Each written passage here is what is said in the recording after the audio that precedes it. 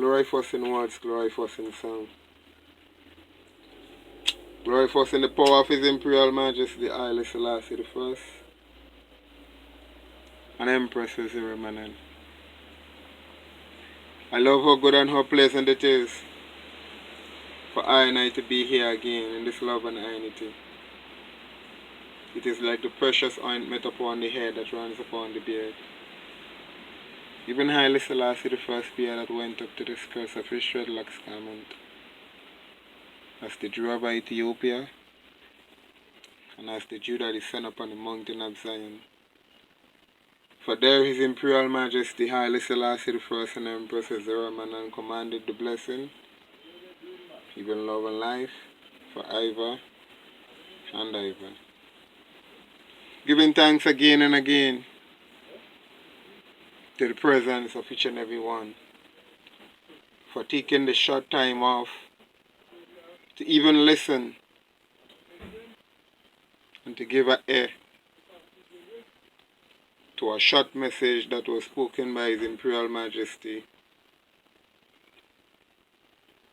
May the 25th, 1963. Very, very historical, very effective. The world must be put into remembrance of what was spoken by the King of Kings.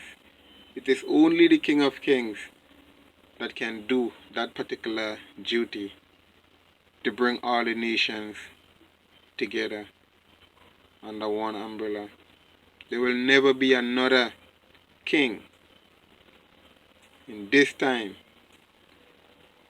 that will able to duplicate or try to copy or even challenge the works of this Ethiopian King of Kings, Haile Selassie the First. His Imperial Majesty delivered a historical speech that is ringing in the ears of not only the Rasta nation, but to the other nations that witness such an event, when His Imperial Majesty called for unity among His people, among His nation. The example of calling Africa together is technically calling the whole world together, because the whole world depends on Africa for survival.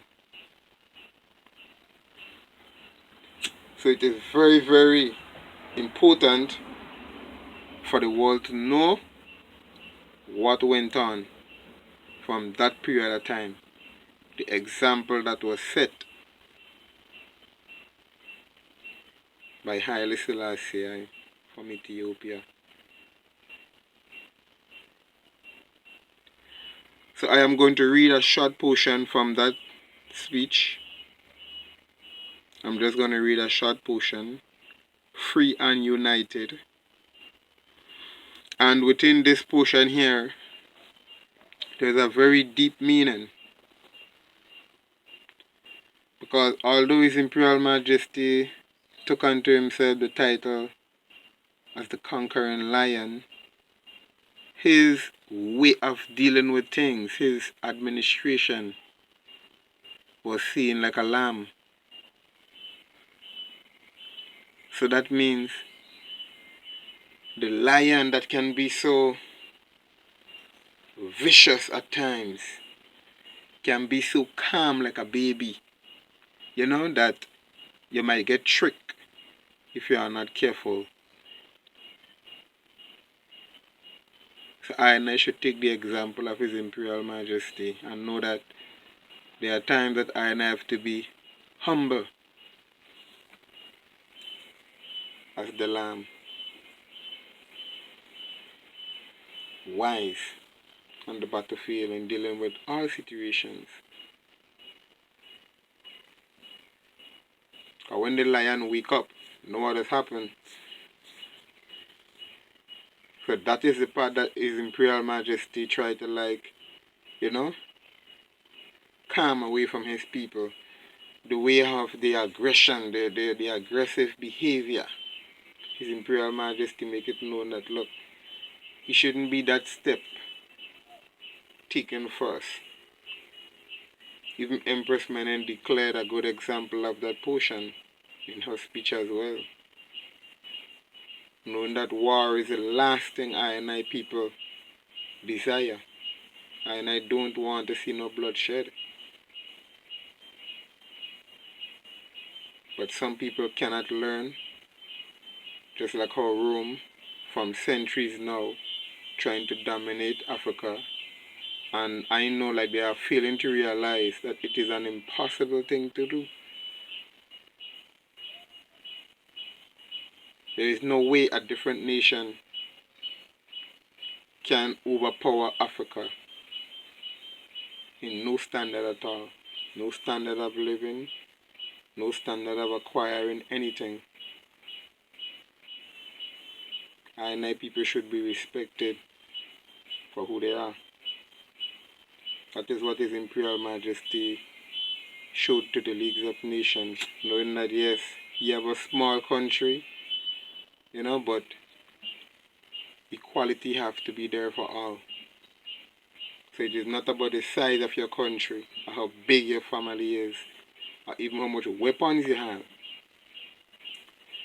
Let the right be right, and let the wrong be dismantled.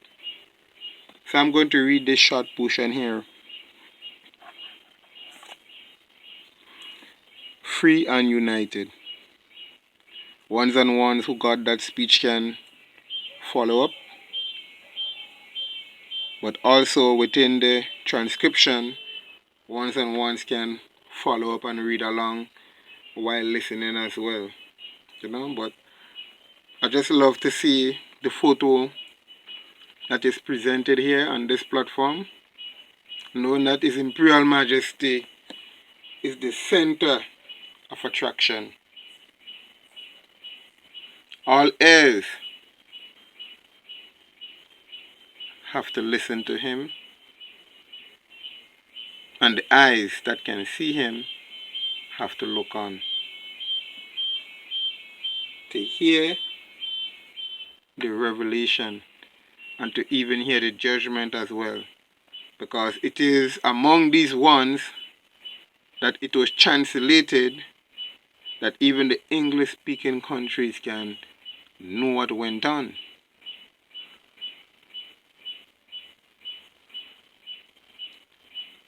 So this didn't happen through no internet connection, because within that time there wasn't no internet.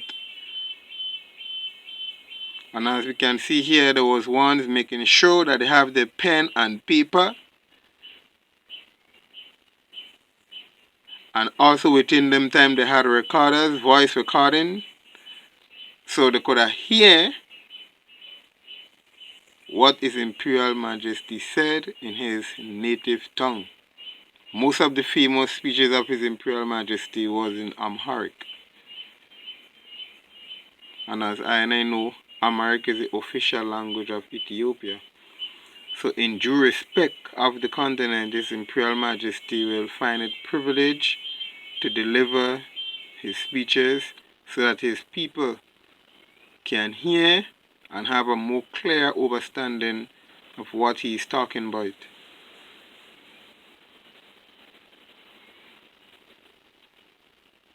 To my understanding, the English language is the last language that His Imperial Majesty even will desire to speak some of his famous speeches in.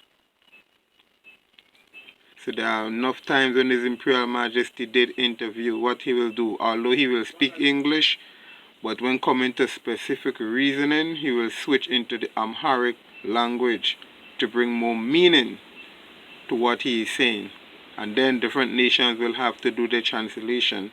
But also there is mistranslations among some of these people that I and I still have to be cautious about.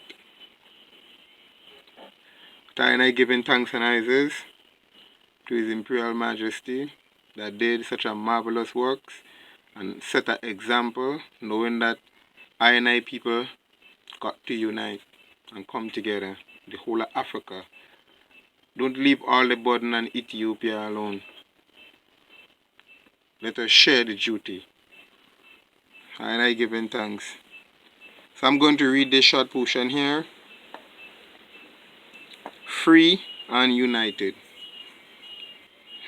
His Imperial Majesty said,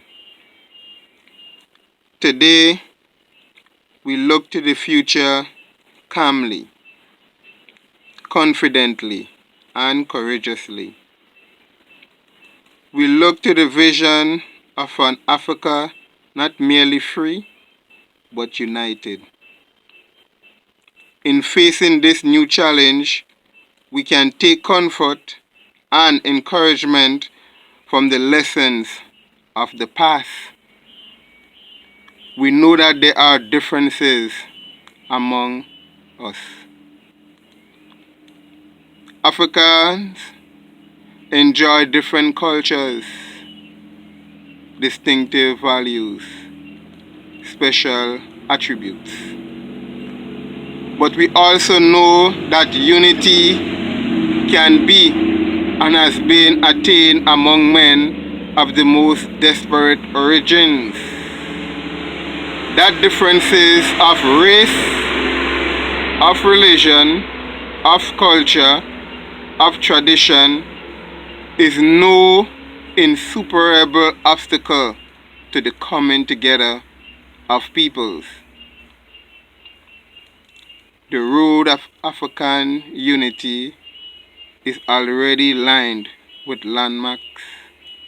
The last years are crowned with meetings, with conferences, with declarations and pronouncements. Regional organizations have been established, local groupings based on common interests, backgrounds and traditions have been created. So His Imperial Majesty is setting it as a remembrance to the people that I have tried many things based on all the connections, the reasonings, the coming together. And within that speech, it is like His Imperial Majesty trying to show these ones the purpose of being free. Because you don't just want to be free, you want to be united as well. If you are free and not united, then you have botheration coming. War and strife same way. So within that particular speech, His Imperial Majesty trying to open the eyes of the different nations that there must be something that can be done to bring that unity among all African people. Because also I have to remember that different nations within that period of time determined and trying to take over Africa. Just like how I people looking at China right now and want to know how far China want to go in trying to dominate Africa. Likewise, within that time, the white nations, I was being circumspect with the administration as well. Knowing that the land that they are acquiring and keeping in control of themselves is unacceptable on an international level where morality is concerned.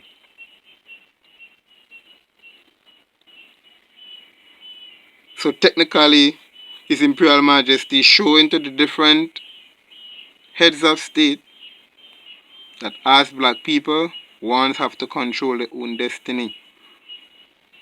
You can have a different nation trying to lead the eye. That is why His Imperial Majesty come as the King of Kings, to make it known to all the different leaders in Africa that look to your people for your development. Because Africa has got everything that it needs.